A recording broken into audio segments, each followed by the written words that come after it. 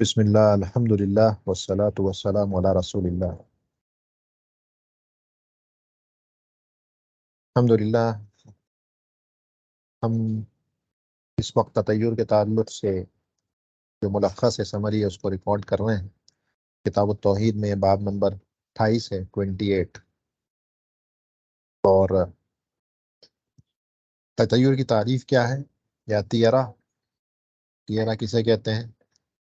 لغتاً یہ تطیر سے لیا ہوا ہے، لنگوسٹیکلی جو لفظ تیرہ ہے یہ تطیر سے لیا ہوا ہے۔ تطیر کہتے ہیں اچھے شگن لینے کو، لیکن یہ لفظ بعد میں جو ہے لفظ تطیر جو ہے یہ پرندوں سے نیک شگن لینے کے معنی میں ہے اصل میں، پھر بعد میں یہ ہر اچھے اور برے شگن لینے کے لیے استعمال کیا جانے لگا۔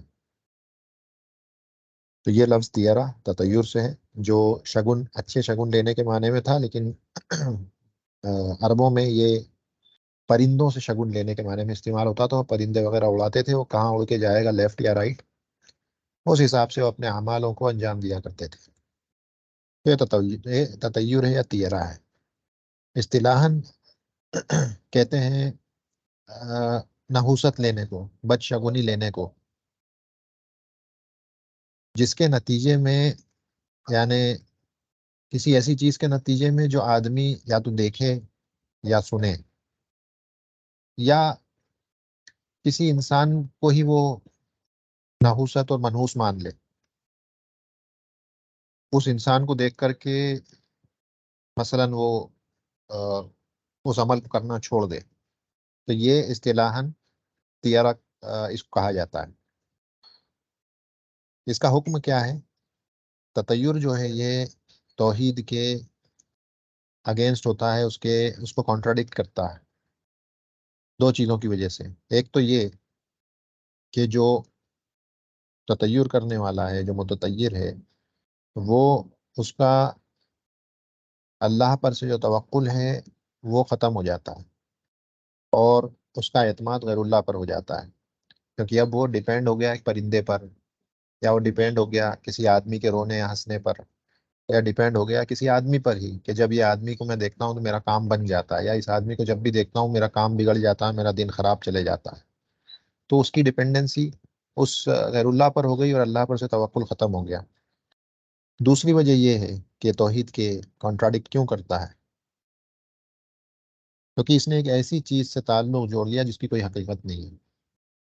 تو یہ توحید کے کو کانٹراڈکٹ کرتا ہے، اور یہ شرک اصغر میں سے ہے۔ اب اس کی دلیل کیا ہے کہ اس سے روکا گیا ہے؟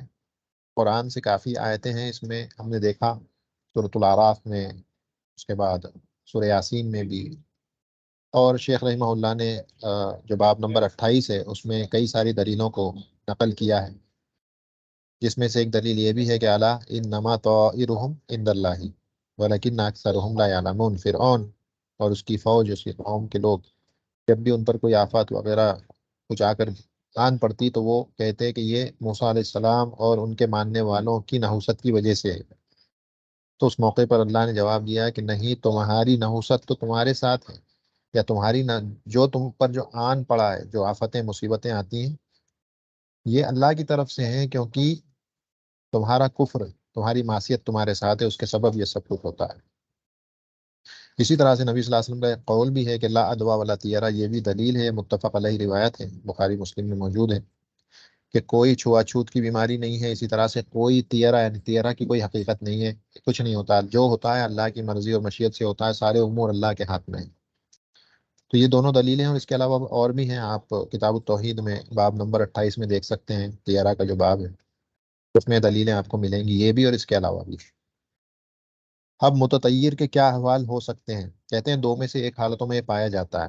ایک تو یہ کہ اس تیرہ کی وجہ سے یہ شخص جو ہے اس اپنے عمل کو چھوڑ دیتا ہے، اس پر ڈیپینڈ ہو جاتا ہے، اس تیرہ پر ڈیپینڈ ہو کر کے۔ اب یہ تیرہ کچھ بھی ہو سکتا ہے، چاہے وہ دیکھی جانے والی چیز ہو، چاہے سنی جانے والی چیز ہو، کوئی بھی شکل اس کی ہو سکتی ہے۔ مثلاً کوے کی آواز سن لی، یا مثلاً کالی بلی کو دیکھ لیا، کالے کوے کو دیکھ لیا، تو اس کو دیکھ کر کے یہ اپنے عمل کو چھوڑ دیتا ہے، اس کام کو کرنے سے پیچھے ہٹ جاتا ہے۔ کیونکہ یہ اسے منحوس سمجھتا ہے، اس سے بدشگونی لیتا ہے اور اس عمل کو چھوڑ دیتا ہے۔ یہ تطیر کی سب سے زیادہ بری قسم ہے، شرک اصغر ہوتا ہے۔ اور دوسری یہ ہے کہ وہ عمل تو نہیں چھوڑتا ہے، پہلی قسم یہ ہے۔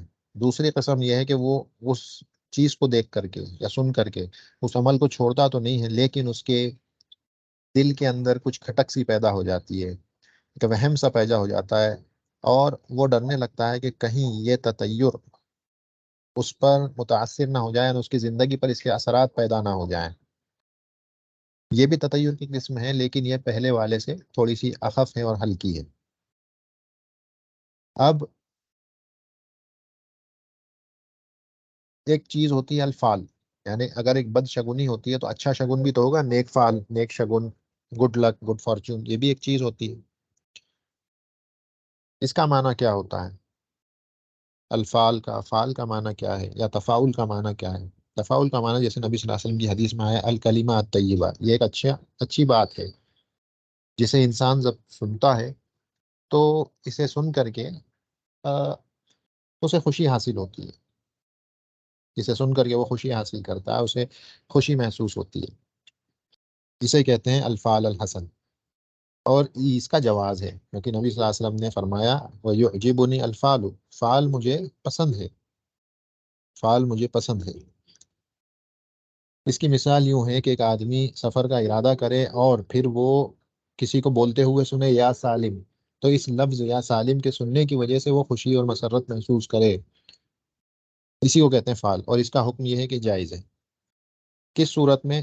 اس صورت میں کہ جب یہ فال یا تفاعل ایسا نہ ہو جائے کہ اس کی بنیاد پر آدمی کام کو چھوڑنے لگے یا کام کو کرنے لگے، تو ہی جائز ہے۔ لیکن اگر اس فعل کی بنیاد پر آدمی کام کو کرنے کا ارادہ کرے یا چھوڑنے کا ارادہ کرے تو پھر یہ بھی ممنوع ہو جائے گا، یہ بھی محرم ہو جائے گا۔ مثلا کسی آدمی کو کسی انسان کو قرآن پڑھتے ہوئے دیکھے، تو قرآن پڑھتے ہوئے دیکھ کر کے ابھی آدمی یہ کہے کہ کیونکہ یہ قرآن پڑھ رہا ہے تو اب میں اس کام کو کر لوں گا جسے میں کرنے کے لیے نکلا ہوں، تو اب یہ جو ہے مذموم ہو جائے گا، مذمت والا فعل ہو جائے گا یہ فعل بھی۔ اس کے بعد تیرہ میں اور فعل میں فرق کیا ہے؟ تو تیرہ جو ہوتا ہے تطیر سے جو ہے، یعنی بدشگونی لینا، نحوست لینا، یہ اللہ کے تعلق سے برا ظن ہے، بیڈ تھاٹس اباؤٹ اللہ، اور اور چیزوں کو غیر اللہ کی طرف صرف کر دینے میں سے ہے یہ۔ آپ کسی اور پر ڈیپینڈ ہو جاتے ہیں، آپ کا جو دل ہے اس کا تعلق مخلوق سے ہو جاتا ہے، ایسی مخلوق جو آپ کو نہ فائدہ دے سکتی ہے نہ نقصان، تو یہ اللہ کے ساتھ سوء ظن ہے، بد ظن ہے، اللہ کے ساتھ بد ظن ہو جانا، اللہ کے تعلق سے برے خیالات اور برے تھاٹس رکھنا، یہ اس میں سے ہے تیرہ۔ جبکہ فعل یہ اللہ کے ساتھ حسن ظن ہے، اچھا تھاٹ، اچھا خیال اللہ کے تعلق سے رکھنا ہے۔ کب؟ جب تک کہ یہ جو فعل ہے یہ آپ کو آپ کی ضرورتوں سے، آپ کے اعمال سے روک نہ دے، تب تک، جیسا ہم نے پہلے بتایا۔ لیکن اگر یہ فعل یا تو آپ کو کسی کام کو کرنے پر ابھار دے یا کسی کام کو کرنے سے روک دے تو پھر یہ بھی مذموم ہو جاتی ہے۔ اب تیرا، وہ تیرا جس سے منع کیا گیا اس کی تعریف کیا ہے، اس کی ڈیفینیشن کیا ہے؟ ہم نے تیرا بھی ایک ڈیفینیشن دیکھی ہے پہلے، لیکن نبی صلی اللہ علیہ وسلم سے کیا ثابت ہے؟ کہتے ہیں، امام احمد نے اس کو نقل کیا ہے، کہتے ہیں ان نمتی رتو ما امدا کا اور ردا کا، تیرا تو وہ ہے، یعنی جو مذمت والا ہے، جس سے روکا گیا ہے، جس سے جس کی وجہ سے آدمی یا تو کسی فعل کو انجام دے دے کہ ٹھیک ہے میں نے یہ دیکھ لیا یا سن لیا تو میں اب اس کام کو کر لوں گا، یا اس کام کو کرنے سے رک جائے کیونکہ وہ اس سے منحوس سمجھتا ہے یا اسے بدشگونی لیتا ہے، اسی یہ وہ تیرہ ہے جس سے روکا گیا ہے۔ اب اس تیرہ کی دوا کیا ہے، اس کو کیسے ٹھیک کیا جائے گا؟ تو سب سے پہلے تو یہ کہ آدمی اس تیرہ کے ہارم کو، نقصانات کو جانے اور کوشش کرے اور اپنی پوری جو جہد لگا دے اس سے لڑنے میں، اور قضا اور قدر میں پورا ایمان رکھے، اور اللہ کے تعلق سے اپنے ظن کو اچھا کرے، اور اسے چاہیے کہ وہ استخارہ کرے، اگر کوئی مسئلہ اس کے سامنے ایسا پیش آ جائے جہاں پر وہ فیصلہ نہیں لے پا رہا، تو بے شک دو اچھی چیزیں اس کے سامنے ہوں اور ان دونوں میں سے وہ کسی ایک پر جم نہ پا رہا ہو، تو اسے چاہیے کہ استخارہ کرے اور پھر وہ اپنے عمل میں آگے بڑھ جائے، نہ کہ وہ اس طرح سے پرندوں کی آوازوں سے یا کسی چیز کو دیکھنے سے اپنے فیصلوں کو افیکٹ ہونے دے۔ اور وہ اسے چاہیے کہ وہ یہ دعا پڑھے، اللہم لا خیر الا خیرک ولا طیر الا طیرک ولا الہ غیرک۔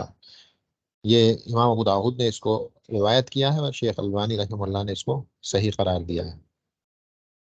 تو الحمدللہ یہ تیرہ کے تعلق سے ایک سمری تھی، آپ لوگ اس کو سن کر کے بھی الحمدللہ کافی کچھ چیزیں سمجھ سکتے ہیں۔ سبحانک اللہم و بحمدک، اشہد ان لا الہ الا انت استغفرک و اتوب الیک۔ السلام علیکم۔